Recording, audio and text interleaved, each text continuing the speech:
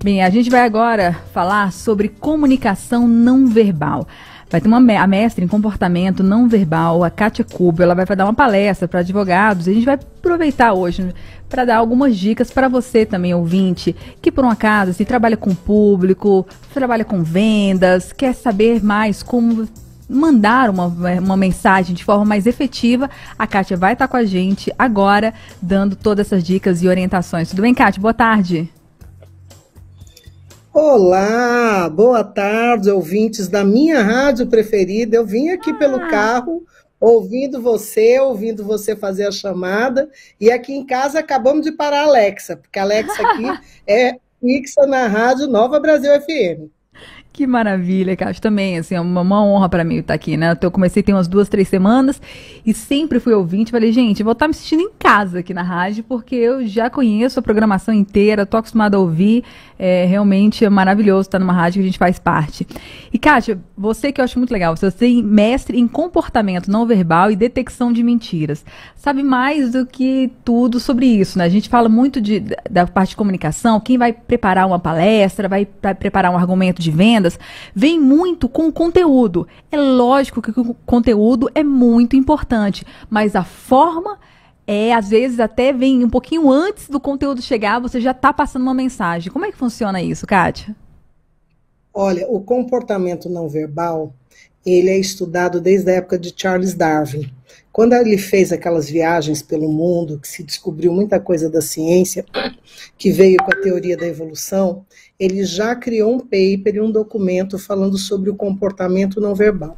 Isso vem sendo estudado ao longo dos anos, e no final dos anos 60, um cientista dos Estados Unidos de nome Paul Ekman, as pessoas não vão se lembrar do Paul Ekman, mas vão se lembrar da série que se chama Lie to Me, que é uma série que passa na Netflix, que aquele personagem é inspirado no professor Paul Ekman. O Paul Ekman é vivo, tem quase 90 anos, e ele conseguiu comprovar cientificamente a tese da universalidade das emoções básicas. O que é a universalidade das emoções básicas? É que nós, seres humanos, expressamos as nossas emoções básicas da mesma forma, independente da nossa cultura, independente do local em que nós estamos.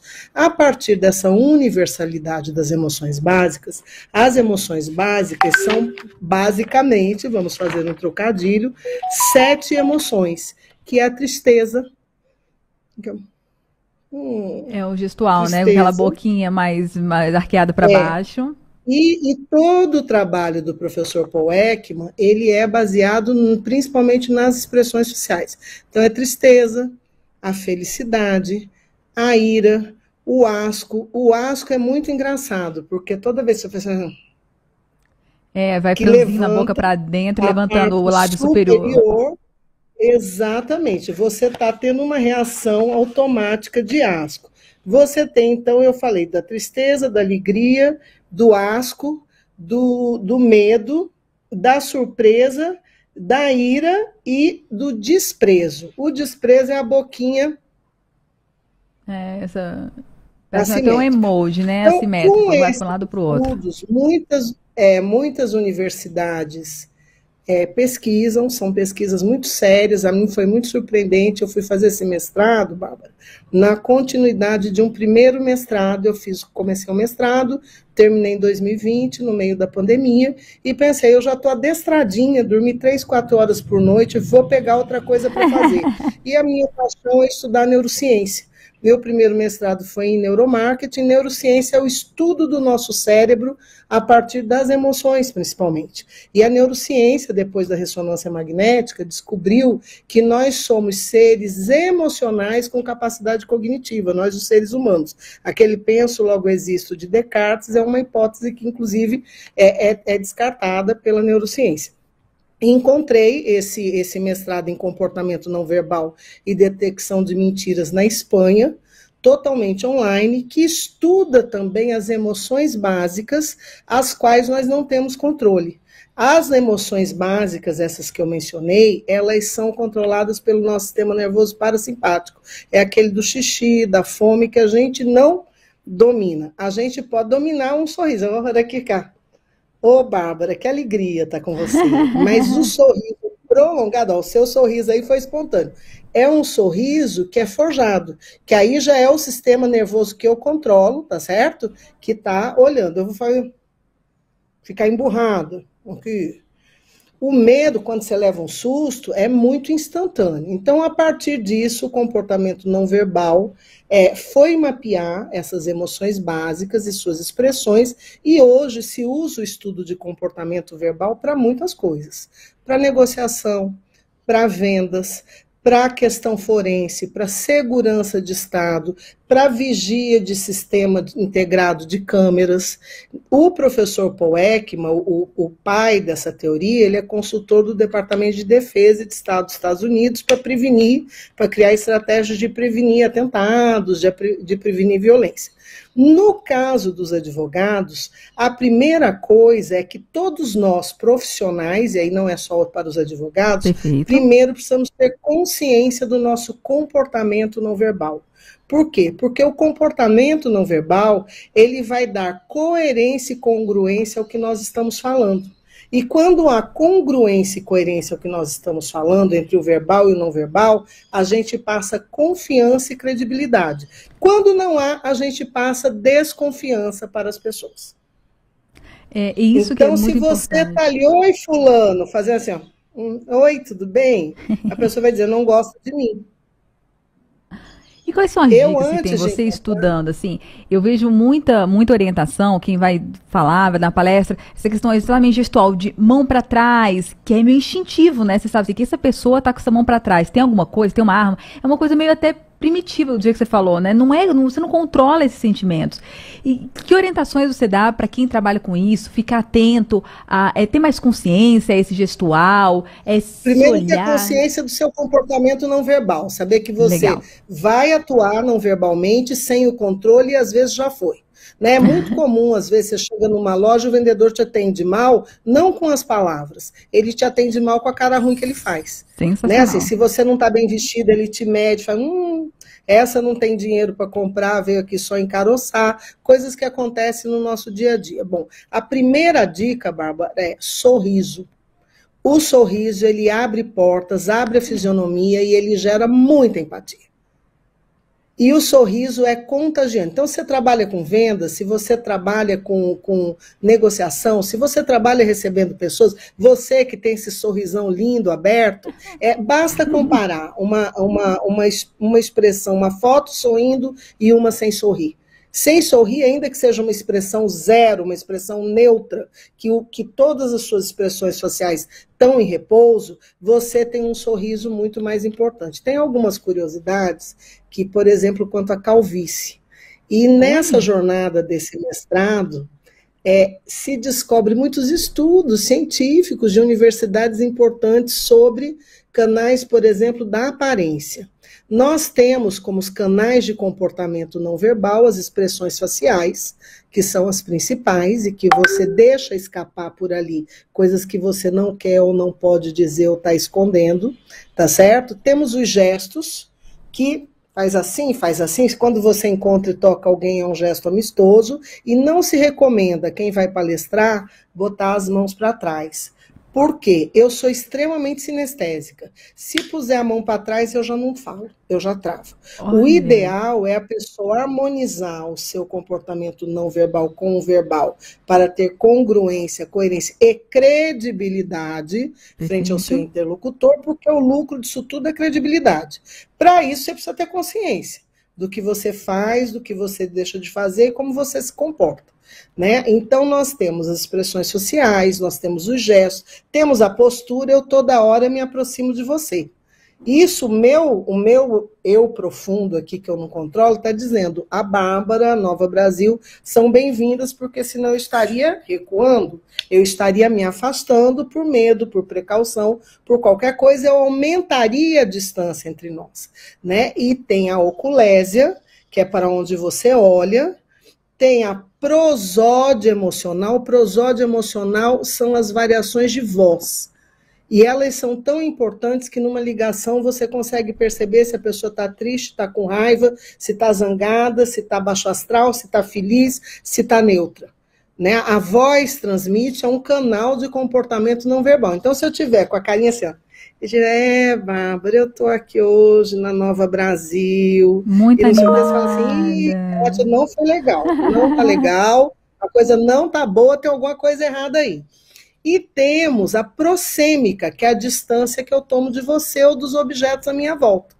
É muito comum, uma vez eu fui abraçar um menino e o menininho fez assim. Depois eu soube que ele tinha uma síndrome, que ele não gostava de ser tocado. Mas eu vi que tinha um problema. Então ninguém me disse, mas o comportamento não verbal avisou. E tem um código muito importante que no Brasil a gente tenta achar que é um preconceito, que é o canal não verbal da aparência, do comportamento não verbal. Como é que você usa isso no dia a dia? Quando você chega no hospital, os profissionais de saúde estão vestindo o quê?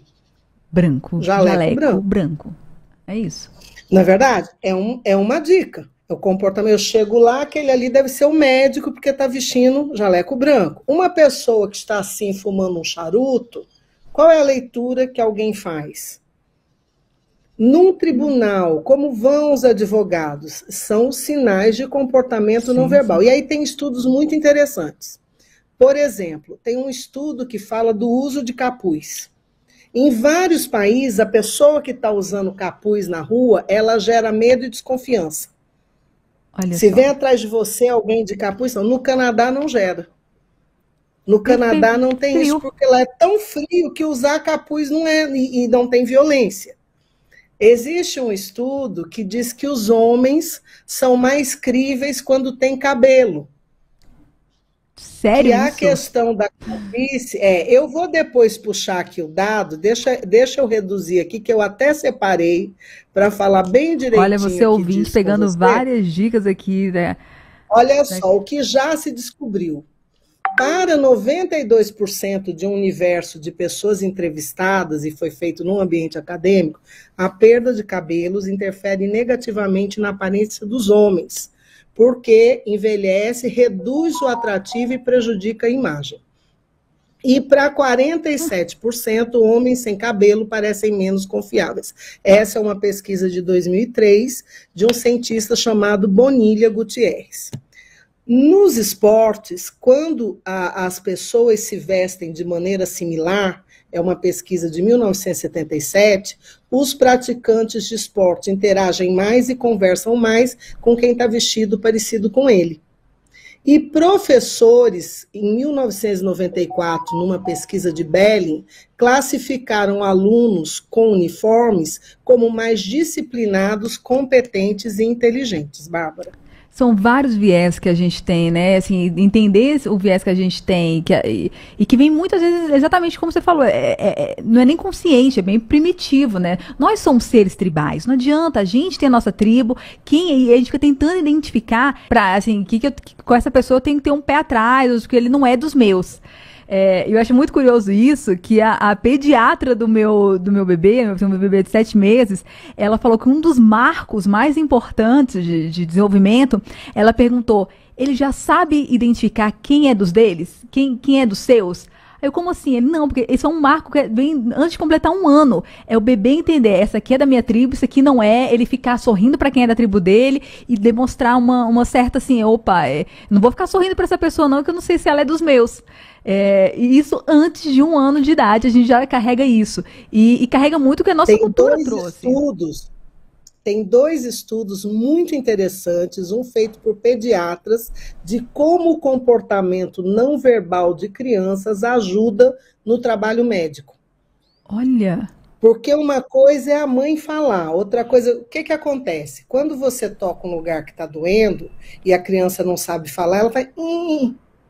Então, ela tem ali um gesto, uma postura e uma emissão de tom de voz, uma emissão de prosódia, uma prosódia emocional, que ajuda o pediatra a avaliar pelo comportamento não verbal a extensão. E tem um outro estudo, que é um estudo muito interessante, que fala do choro do bebê e das expressões faciais. Nossa. Quando o bebê está fazendo birra, quando o bebê, e esse estudo já pega os bebês no ventre materno, faz aquelas ultrassons. Então, assim, é um conhecimento fascinante Hoje eu testei, fiz uma brincadeira aqui, com o uso de inteligência artificial para montar palestra. É um programa que você acessa, é gratuito, você dá o tema da palestra e o estilo da sua apresentação, e eles fazem tudo por você. Só que como o chat GPT é muito superficial e as informações não têm aquela fidedignidade de um pesquisador. Mas foi muito engraçado, porque veio assim o texto, a linguagem secreta do comportamento não verbal. Quem domina, ainda que intuitivo, que tem que ter consciência, então a primeira coisa que eu recomendo a quem está nos ouvindo, amigo ouvinte, meu colega de ouvir a Rádio Nova Brasil, por favor, se aproprie do seu comportamento não verbal. Por quê? Porque pelo seu comportamento, ao você ter consciência que você tem 7 canais de comportamento não verbal e que, segundo um cientista de nome Merab, apenas 7%, gente, olha que coisa importante, apenas 7% da percepção que a gente gera da nossa comunicação é verbal. O resto é tudo não verbal. A prosódia emocional é muito importante e os demais canais formam os 100%. Então, gente, nós temos comportamento não verbal em nós. O nosso sistema nervoso que nos comanda, não é a gente que comanda. Tenta se apropriar para que você passe coerência entre o seu comportamento não verbal e o que você fala, e com isso você consiga persuadir as pessoas, juntar o seu não verbal com o seu verbal para melhorar os seus argumentos, não ser pego em mentiras. O comportamento não verbal é um elemento fundamental na detecção de mentiras, e existe toda uma linha, que isso é um assunto que a gente pode conversar. Eu acho que a gente tem que voltar, Kátia, tem que voltar, porque isso aqui dá pano para manga, assim, e é muito importante para todo mundo, desde do vendedor ali que está numa loja, alguém que você quer conquistar, ou até isso, assim, não precisa nem ser profissional, a forma de você conquistar uma pessoa também num relacionamento, até como você vai dar palestra hoje para os advogados, todo mundo precisa ter mais claro para ter uma forma mais eficaz de transmitir e evitar ruídos. Você falou, né, que é só 7% a comunicação verbal. Eu lembro daquele filme O Discurso do Rei, que o rei George, ele tá com a filhinha dele e tá assistindo um vídeo do Hitler, e ele era gago, né, era o rei gago, e ele tentava de qualquer forma melhorar a comunicação dele. E aí a filhinha dele estava vendo junto com o rei George um vídeo do Hitler falando lá, e ele era um bom comunicador, né, assim, fez atrocidades, barbaridades, terrível, mas ele conseguiu isso por meio de uma comunicação eficiente. E aí a filhinha dele do rei pergunta, mas o que ele está falando? Aí o rei responde, eu não sei, mas sei que é importante. Assim, ele não estava conseguindo nem entender, porque era outra língua, mas ele sabia que alguma coisa ali era importante pelo gestual, pelo tom de voz que ele estava. E principalmente pela comunicação emocional. A gente só tem êxito na nossa comunicação se a gente tocar a emoção de quem nos ouve. Por isso, todo esse aparato de você falar com ênfase, de você demonstrar que aquilo tem uma realidade. Maravilha. Kátia, espero ter você aqui outras vezes para a gente conversar mais sobre isso. A gente escolhe um desses nichos aí, como a detecção de mentiras, rende muita curiosidade e aprimora aí a comunicação dos nossos ouvintes. Só dá uma dica, assim, quem quiser saber mais sobre o seu trabalho, qual é a melhor forma de te encontrar? Olha, eu estou no LinkedIn, Kátia Kubel, eu estou no Instagram e estou no Facebook. Nós damos palestras, fazemos treinamentos na área de reputação, a gente faz informes de comportamento não verbal para melhorar a credibilidade das pessoas. Kátia Kubel nas 3 redes sociais, LinkedIn, Instagram e Facebook. Se tiverem dúvidas, mande que eu vou responder. Se disser que é ouvinte da Nova Brasil, a resposta sai em menos de 24 horas. Maravilha, muito obrigada, Kátia, até uma próxima. Obrigada pelo espaço, um beijo ouvintes, tchau.